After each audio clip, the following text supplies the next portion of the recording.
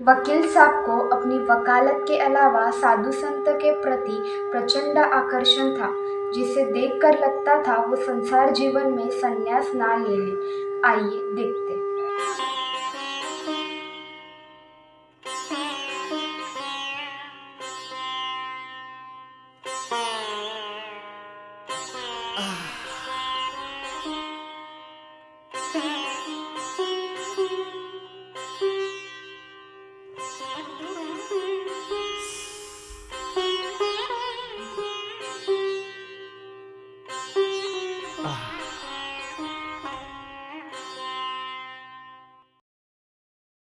नमस्ते जी।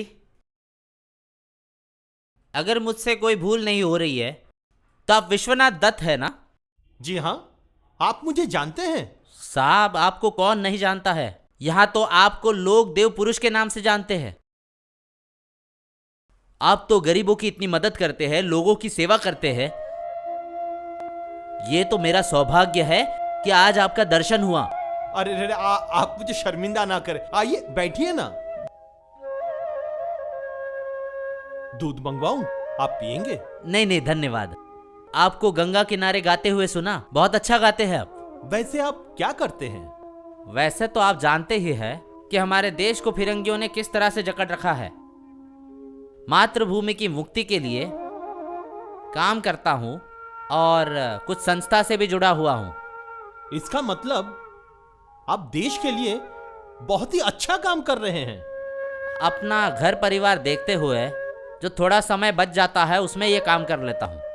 और आपको ये जानकर बहुत खुशी होगी, मैं अकेला नहीं हूँ, इसमें मेरे बच्चे भी हैं। ओह, और मुझसे ज़्यादा जोश मेरे बच्चों में है। अच्छा। अभी 18 साल की उम्र में भी इतना जोश है कि वो लोग अपने देश में फिरंगियों का रहना पसंद नहीं करते। और वो तो यहाँ तक कहता है, पिताजी मैं फिरंगियों को अपने देश से निकाल कर ही चैन से बैठूंगा। इतनी छोटी उम्र और इतना जोश। बच्चों का इतना जोश देखकर मैं भी इस काम में लगा हुआ हूँ, पूरे जोश से लगा हुआ हूँ। और आपको बता दूँ, इस काम में और लोग भी जुड़े हुए हैं। अच्छा। और अच्छे अच्छे लोगों से मार्गदर्शन भी मिलते हैं। आप एक दिन मेरे घर आइए, मेरे माताजी से मिलिए और आपको इस मार्ग में कुछ लाभ ही होगा। मेरे माताजी को यह बिल्कुल स्वीकार नहीं कि जो ईस्ट इंडिया कंपनी व्यापार के लिए हमारे देश में आया था, वो आज हम पे राज कर रहा है। आप ही सोचिए, जिस विदेशी कंपनी को हमारे अपने देश में अनुमति मिली थी सिर्फ व्यापार करने के लिए, और वो आज हम पे ही राज कर रहा है। इसमें हम लोगों की कुछ तो कमजोरी होगी। खैर, जो हो गया सो हो गया। आप एक बार मेरे माताजी से जरूर मिलिएगा। हाँ, माताजी से तो मैं जरूर मिलूंगा। लेकिन विश्वनाथ जी, आपसे जब परिचय हो ही गया है तो मैं आपसे अपने संगठन के लिए कुछ बात करना चाहता हूँ। हाँ हाँ, बोलिए ना। विश्वनाथ जी, आप तो जानते ही हैं कि फिरंगियों के सिपाहियों का दबदबा किस तरह बढ़ा हुआ है, ये भूलिएगा मत। और हमारे संगठन के कार्यकर्ता जोश में आकर कुछ ऐसे काम कर देते हैं कि फिरंगियों के हाथ लग जाते हैं। और सबसे बड़ी बात यह है कि जब कोर्ट कचहरी में जाते हैं तो उनकी वकालत करने के लिए कोई नहीं है।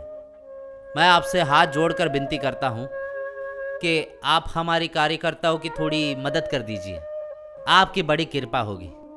तिवारी जी, आप ये समझ सकते हैं कि मेरे हाथ ईस्ट इंडिया कंपनी के कानून से बंधा हुआ है। फिर भी मैं कोशिश करूंगा कि आपके कार्यकर्ताओं के लिए मैं कुछ कर सकूं। अरे, बहुत अंधेरा हो गया, चलिए चलते हैं।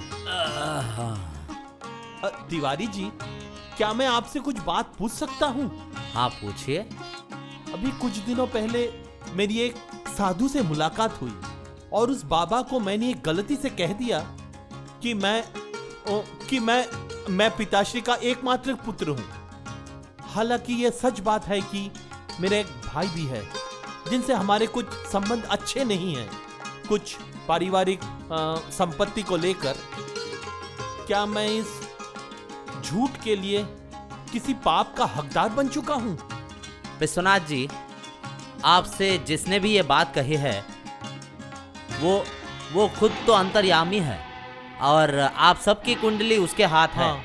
और इसमें व्यर्थ में चिंता करने की जरूरत नहीं है। ठीक चलिए चलते हैं। चलना पिताजी वाला गाना गाने की हम भी कोशिश करते हैं। हाँ चल। अरे बच्चियों, कब तक सोते रहोगे? उठ जाओ। लगाना पिया की लगी। ये क्या गाना हुआ? पिताजी तो ऐसे ही गाते हैं ना। सुर किधर है? ऐसा ही तो सुर होता है। की लगी। अरे बाप रे! ये छोटी, ये गाना क्या तू मुंह से गा रही है? मुंह से नहीं गाऊं तो किधर से गाऊं? या गाना गाने के लिए और कोई जगह है? और कोई जगह है ना, तो उधर से कोई गाना नहीं गा सकता। कोई नाक से गाना गा सकता है क्या? अरे मेरा मतलब है तू जरा ठीक से गाना।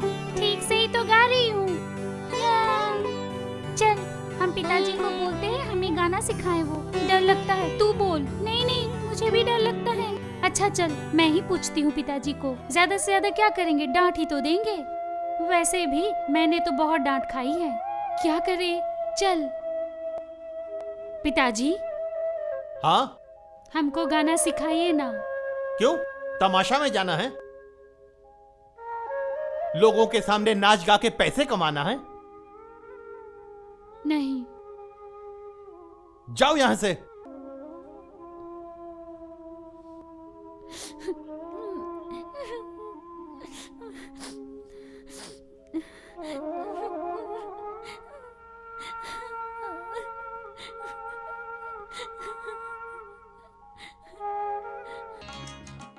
दीदी, तुम्हें दादी माँ ने बुलाया है।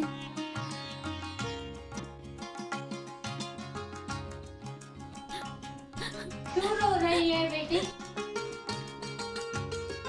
पिताजी ने इसे डांटा कि क्योंकि ये पिताजी को बोली कि मुझे गाना सीखना है, इसीलिए रो रही है। मैं सिखाऊंगी तुमको वो गाना। हाँ? जो मुझे पिताजी भी का सिखा। गाना था वो मैं सिखाऊंगी। हाँ? हमें पिताजी वाला गाना ही गाना है। अरे पिताजी को तो वो गाना मैंने ही सिखाया था। तुमको भी सिखाऊंगी। माँ, आपने मुझे बुलाया माँ? बेटे, तुमने बच्चियों को गाना सीखने के लिए मना किया? हाँ, क्यों? तुम गा सकते हो तो वो क्यों नहीं गा सकती? माँ, लड़कियां गाना सीखे। संगीत तो ईश्वर की देन है। ईश्वर ने जब मानव को पैदा किया तभी उसके कंठ में सुर रखा, संगीत रखा। बेटे, ईश्वर ने जब मानव जाति को जन्म दिया तब उसके मुंह में क ख ग घ ये अक्षर रखे। तुम जानते हो इसका मतलब क्या है? क माने काम करो, ख माने खाना खाओ और ग माने गाना गाओ। ये ईश्वर का इशारा तुम समझ नहीं सकते? तुम समझते हो ये क ख ग मानव जाति ने बनाया है? नहीं, ये ईश्वर ने निर्माण किया है। अगर तुम बच्चियों का गाना गाने का हक छीन लेते हो तो ये ईश्वर का अपमान नहीं है? ईश्वर के विधि विधानों का ये उल्लंघन नहीं है? लड़कियां तो पराई धन होती है ना माँ।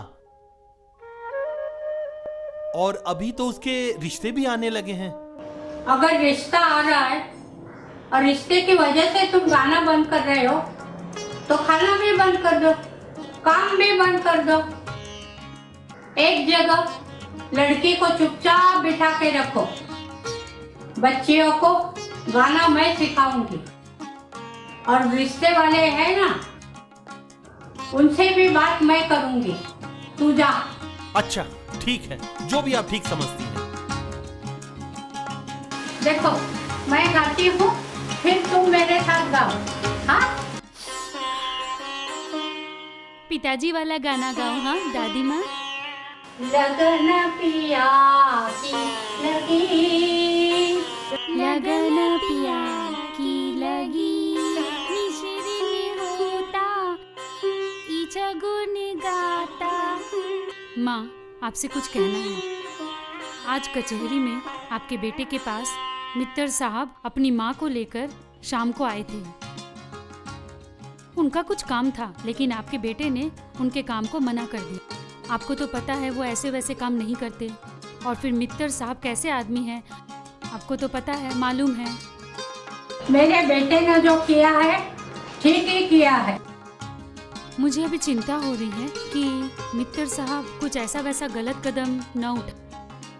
तुम उसकी चिंता मत करो, मैं देख लूंगी। माँ मित्तर साहब कैसे आदमी है मैं जानती हूँ और आप भी जानते हैं। और उनकी पत्नी कैसी है मुझे पता है, आपको भी पता है वह कैसी है। मैं उसको और उसके परिवार के लोगों को बहुत अच्छी तरह से जानती हूँ। उनको कुछ भी करना है तो वो पहले मेरे पास आएंगे और पूछेंगे, फिर मैं देखूंगी। ठीक है माँ। लगन पिया की लगी, पिया संग लगन पिया की लगी, पिया संग लगन पिया की लगी, निस दिन होता नित गुण गावे, निस दिन होता नित गुण गावे, लगन ये गाना कौन गा रही है? बच्चियाँ गाना गा रही है, माँ ने सिखाया है। हाँ ठीक है, तू जा। मोरी लगन संगीत तो लागी, मोरी लगन संगीत तो लागी, दुनिया छोड़ भयो बैरागी, दुनिया छोड़ भयो बैरागी, अब मोगे कछु ना भावे सुहागे, अब मोहे कछु ना भावे सुहागे, लगन पिया की लगी, पिया की लगन पिया की लगी, शलभ जोत पर प्राण लुटावे, शलभ जोत पर प्राण लुटावे, पपिहा पिहु पिहु रटर लगावे, पपिहा पिहु पिहु रटर लगावे, निस दिन होता नित गुण गावे, निस दिन होता नित गुण गावे, लगन पिया की लगी, पिया संग लगन पिया की लगी, पिया संग लगन पिया की लगी, निस दिन होता नित गुण गावे, लगन पिया की लगी, शलभ जोत पर प्राण लुटावे, शलभ जोत पर प्राण लुटावे, पपिहा पिहु पिहु रटर लगावे, पपिहा पिहु पिहु रटर लगावे, निस दिन होता नित गुण गावे, निस दिन होता नित गुण गावे, लगन पिया की लगी, पिया संग लगन पिया की लगी, पिया संग लगन पिया की लगी, पिया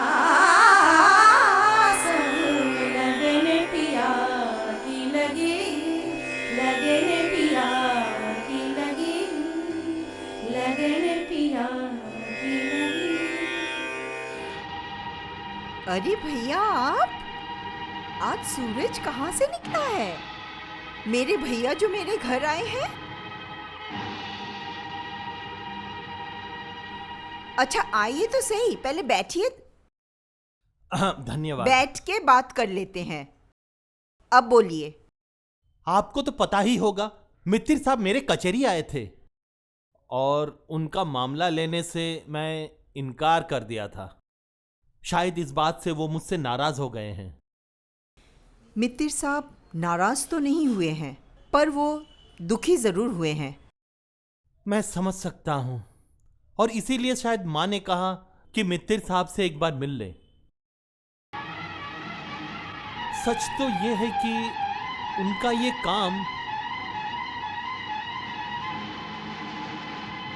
ये काम करने को मेरी आत्मा गवाही नहीं देती। मुझे हर पल ये महसूस हो रहा है कि मैं कुछ गलत कर रहा हूं। मुझे हर पल ये महसूस हो रहा है कि मैं कोई पाप कर रहा हूं और मुझे ये लगता है कि यह पाप का बोझ मुझे मरते दम तक कोसता रहेगा और मैं ये सह नहीं पाऊंगा। भैया, हमारे देश में जितने भी बड़े बड़े राजा महाराजा होकर गए हैं और अब ये जो जमींदार हैं, इतने बड़े बड़े जमींदार, ये सब इन किसानों के जमीन लेकर ही तो अमीर हुए हैं। भैया, आप मुझे एक मिसाल दिखा दीजिए इन जमींदारों का कि वो इन किसानों के जमीन लेकर पाप का बोझ उठा रहे हैं। क्या कोई तकलीफ में है या फिर कोई मजबूरी में है? मैं आपकी बात से पूरी तरह से सहमत हूं, पर समझ लीजिए कि मैं कमजोर इंसान हूं और मैं आपसे हाथ जोड़ के ये माफी मांगता हूं कि कृपया मुझे आपके इस काम से मुक्ति दे दीजिए। चलता हूं।